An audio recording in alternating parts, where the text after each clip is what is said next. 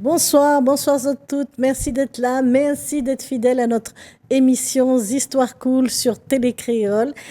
Nous, ça passe un petit 20 minutes ensemble à parler de livres, à rentrer dans un monde, dans le monde d'un de nos auteurs. Aujourd'hui, on reçoit Nikos Tipounov pour nous emmener dans un monde légendaire, dans la légende des Anthros. Alors, ouais, Pronésis, hein, c'est ça, c'est bien ça, j'ai bien prononcé. Alors, bonsoir Nikos. Bonsoir. Donc, pour résumer un peu ton parcours, tu es écrivain depuis un petit moment. Hein, en 2021, tu avais déjà sorti Les vaisseaux planètes, le tome 1, puis après le tome 2 en 2022 sur des histoires fantastiques de vaisseaux et d'autres. On partait dans un autre monde que tu avais construit.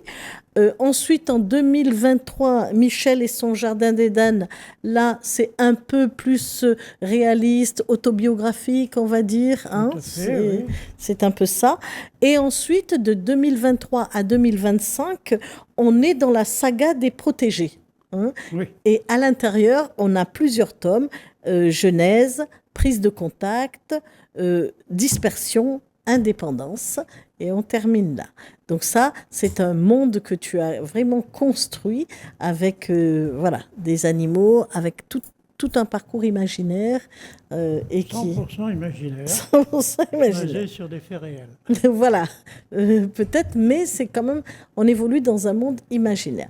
Et là, tu changes totalement de registre avec le nouveau, c'est 2026 ou 25 celui-là? Je dirais 2026, et en janvier. Ah, il est paru en janvier, voilà, parce que j'étais pas sûre si c'était fin 2025 ou en janvier. Donc, tu nous reviens avec la légende des Anthros Pronésis. Donc, c'est la légende. Et tu nous racontes donc toute une histoire avec des questionnements. Moi, ce que j'ai aimé à la lecture, c'est par chapitre, on peut se questionner sur un fait, un moment. Voilà. Donc, tu démarres avec ton prologue par un questionnement sur le mal et peut-être un suicide collectif quand on est comme ça, tous ces animaux voilà, toute cette société d'animaux qui sont vraiment mauvais. Tu te dis, est-ce qu'il ne faudrait pas les suicider pour se suicider, s'auto-détruire pour réguler l'espèce, ou bien c'est une simple maladie. Voilà. Tu commences par te questionner par cette question, hein, c'est ça? Tout à fait, oui. Quand on regarde l'histoire du monde, surtout l'histoire récente, on a vraiment l'impression que l'espèce humaine ici cherche d'abord et avant tout à éliminer soi-même ou le petit copain d'à côté. Ouais. Et pour quelle raison, on ne sait pas trop. Mais c'est pire que les Lemmings qui vont se suicider en se jetant à la mer ou dans un gouffre. Oui. Là, on utilise des moyens beaucoup plus sophistiqués pour y arriver. Ouais. Mais à aucun moment dans le livre, ce que j'ai aimé, c'est que tu ne parles pas vraiment d'humain. C'est vraiment sous des formes animalières. Ça prend et ça un peu, c'est un peu comme La Fontaine ou Orson Welles avec La ferme des animaux. On est un peu dans où ce sont des animaux que tu fais évoluer, que tu fais vivre, qui sont un peu les personnages. On va dire, si on peut parler de personnages. Je voulais exprimer un certain nombre de choses sur moi-même et mes contemporains. Et il est difficile de dire je ou de dire monsieur un tel, madame un tel, lorsqu'on dit des choses pas très agréables. Donc j'ai fait comme La Fontaine, j'ai imaginé un monde où les animaux interagissent et font le boulot pour nous. Oui. Et ils le font bien, parce qu'il y a vraiment d'autres animaux, et ils le font bien. Donc, ça va démarrer, on démarre doucement, même si j'ai trouvé que l'écriture, par rapport à ce que tu avais écrit, par exemple, par rapport à la saga des protégés, on avait une écriture douce, lente, où ça nous emmenait un peu dans cet univers par étapes, alors que là, ce sont des chapitres concis. On aurait même pu penser que chaque chapitre était une petite nouvelle. Et puis, boum, on changeait de période. On a un peu cette nouvelle de concision dans l'écriture. Hein. Tout à fait, oui. Je voulais essayer de mettre une base à la pyramide et aller chercher ce qui s'était passé au départ et pour expliquer ce à quoi cette civilisation peut arriver. Et il y a un certain nombre d'étapes par lesquelles il faut passer. Donc, voilà. Tu les as fait passer, oui, par les étapes. On ne peut pas faire un cours d'histoire sur chacun des chapitres, c'est pas la peine. Non. Non. Ce serait trop long et ça n'intéresse personne. Non. Ouais. Mais en quelques chapitres, on refait une histoire d'un monde qui évolue plus ou moins en parallèle avec le nôtre. Ben oui. Et au tout début, là, la coopération entre les organismes multicellulaires qui vont donner la vie et l'espèce maudite, c'est vraiment, on se dit, waouh, quelle bagarre quand même ces micro-atomes, ces micro-cellules, et ça commence déjà à à être incompatible. Ils ne sont pas incompatibles, ils se mangent les uns les autres. Voilà. Et ils profitent de la faiblesse. De la faiblesse, ou pas nécessairement de la faiblesse, hein, de la présence de l'autre pour s'accaparer un rocher, vous dites à un moment. Sur le rocher, c'est une multitude de petites bagarres. Oui. Hein. Je réfléchirai avant de mettre ma serviette sur un rocher maintenant. S'il y a toutes ces petites bagarres qu'on ne s'imagine même pas. Et voilà. Et qui va posséder ce territoire? En fait, c'est ça, hein, c'est un peu... Les animaux n'essayent pas de posséder un territoire. Ils essayent de profiter au mieux de leur espace qu'ils ont à disposition. Si quelqu'un les gêne, oui. Alors, ils font ce qu'il faut pour... mais quelquefois, ça se passe mal. Oui.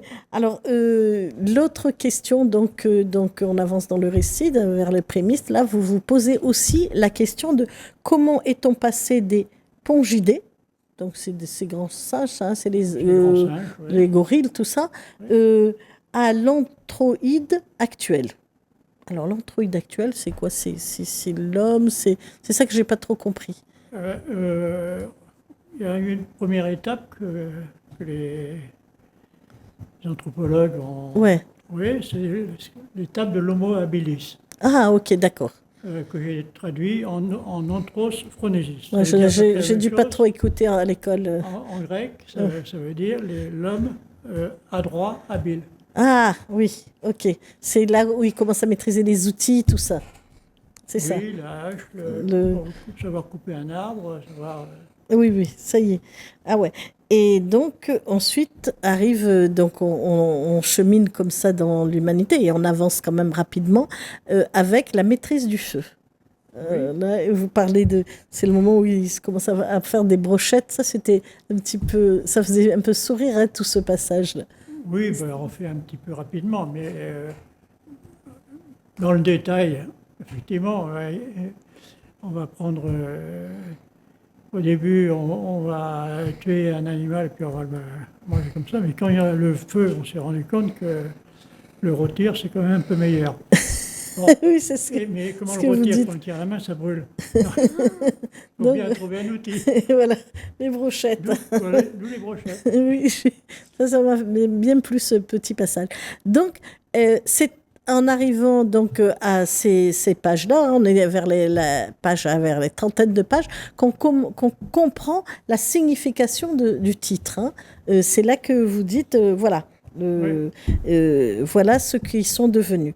Et donc, ce titre, alors comment vous avez construit ce titre-là? Parce que là, on voit l'évolution, mais quand on le lit et qu'on ne sait pas la légende bon, moi, là, au départ, je ne savais pas, Anthros phronesis, je me suis dit, qu'est-ce que c'est que ça? Oui. Pourtant, on parle beaucoup d'anthropologie. Oui, évidemment. Mais je ne mettais pas les deux à côté. Oui, des androïdes. Des androïdes, oui. Effectivement. Et donc, voilà, donc vous donnez ce titre-là. Et après, là, tout d'un coup, ça va vite. Hein. Ça s'accélère à un moment aussi dans ce récit. La domestication pour se nourrir, on domestique ses semblables pour les servir. Là, là, vous allez très, très, très vite. Hein. On dirait que vous accélérez le cours de l'histoire rapide. Les villes, les guerres, enfin. Bien sûr. C'est ce qui s'est passé. Si on prend une chronologie, la première partie, avant l'invention du feu, c'est quelques millions d'années. Oui. À partir de l'invention du feu, on est encore dans le million d'années. Oui. Mais l'arrivée des villes, c'est plutôt 20 000 ans maintenant, ou 30 000 ans. Ouais, au moins. Ouais. Au moins. Au moins, oui. Et donc ça va beaucoup plus vite. Ouais, c'est ça. Et c'est ce qui est bien dans ce livre, dans votre livre, c'est que ça se traduit par l'écriture. Et c'est vrai que votre écriture, oui, à ce moment, elle devient plus saccadée, plus accélérée, et ça donne un autre rythme. On change vraiment de rythme. Et moi j'ai bien aimé cette façon d'écrire. Et puis arrivent les guerres. Alors là, les conquêtes, ça va encore. Arme à feu, alors là. Oui, en quelques siècles, on est passé de conquêtes phénoménales. Hein, les Romains, les Mongols, les Chinois, les Perses, les Parthes, les Grecs ont conquis des territoires énormes. Énormes, évidemment. Avec des armes, disons, classiques, pour dire les choses. Donc, au début, c'était des épieux, la hache, le truc. Puis après est arrivé la fronde, l'arc, etc. Et on se bat, mais de plus en plus loin, mais de plus en plus méchamment aussi. Oui. Et donc là, vous avez écrit ça. On a l'impression que voilà, c'est comme si vous étiez pressé de dire quelque chose, d'ouvrir les yeux des gens sur des situations. On a l'impression, hein, quand on voit comment vous décrivez les chacals, les hyènes, les chats, oui, on a l'impression que cette violence vous pousse à vraiment questionner vos lecteurs, quelque chose comme ça. Oui, comment ces animaux se sont différenciés alors qu'ils appartiennent pratiquement à la même... Oui, parce que chacal, hyène, chien, oui, on aurait dit la même race, si on peut dire ça comme ça. Oui, mais... Enfin, je ne suis pas scientifique. Hein. La plupart des animaux que j'ai cités, pour la plupart, ce sont des mammifères. Oui. Et qui sont assez proches les uns des autres.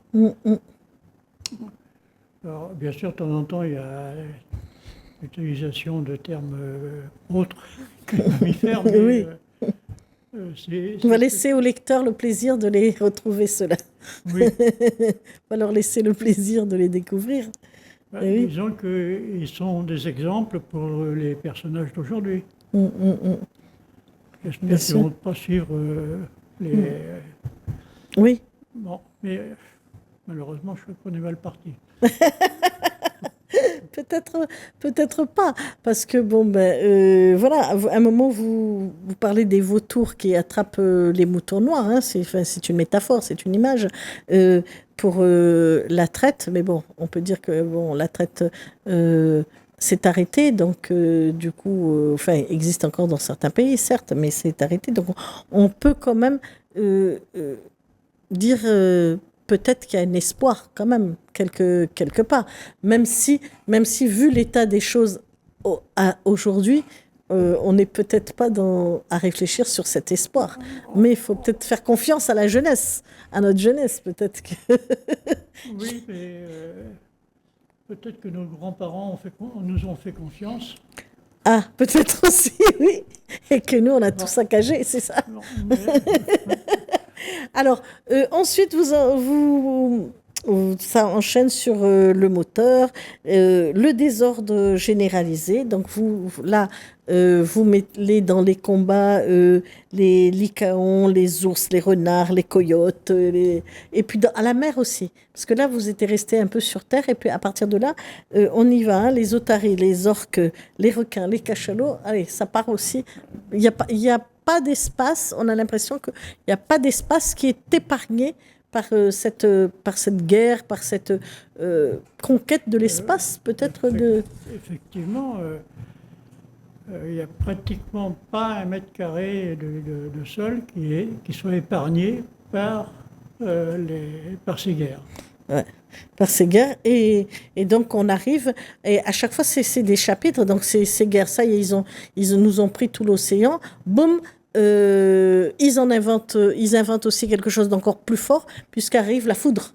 Hein, on s'imagine ce que c'est que cette foudre qui arrive et qui est inventée par un petit rat. Là, c'est un petit peu comique aussi. Enfin comique. Peut-être un comique noir, mais c'est quand même comique que une arme aussi puissante soit fabriquée par un tout petit guiguine.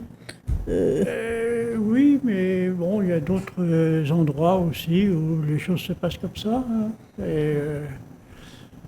où des êtres qui sont pris pour des sous-êtres ou des trucs sont bien plus malins que leurs maîtres Ben oui, et ceux qui les dirigent. et que ceux qui dirigent.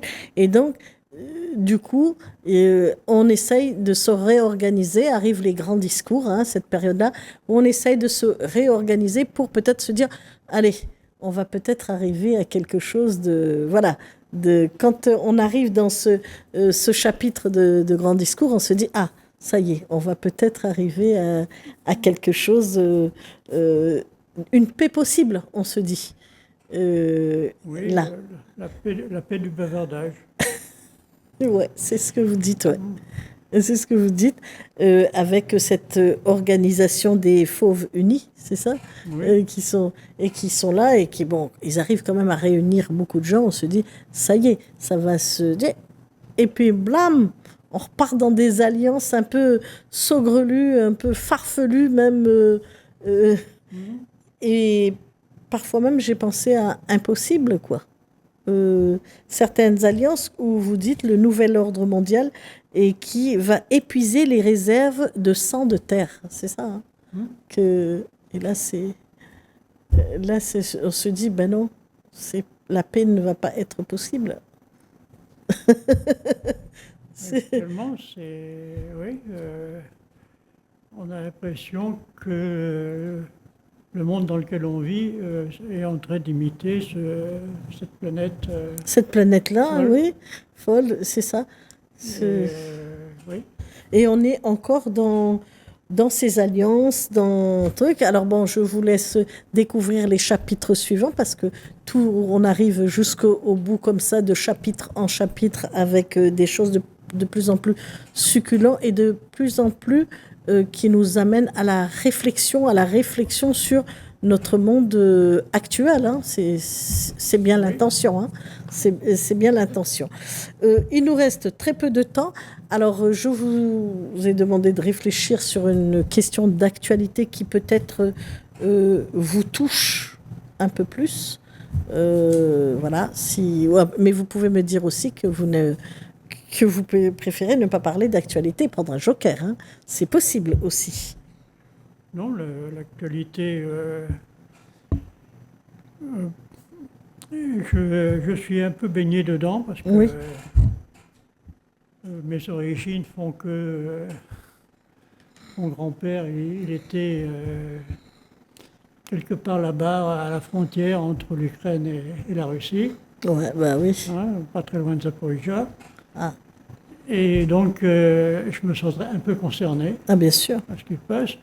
Et puis, voir les autres clowns qui s'amusent à jouer avec la bobinette un peu partout, j'avoue que ça me jette un grand froid dans le dos, sachant que quand j'avais 10-12 ans, on nous apprenait à nous mettre à l'abri contre la foudre Oui. à l'école.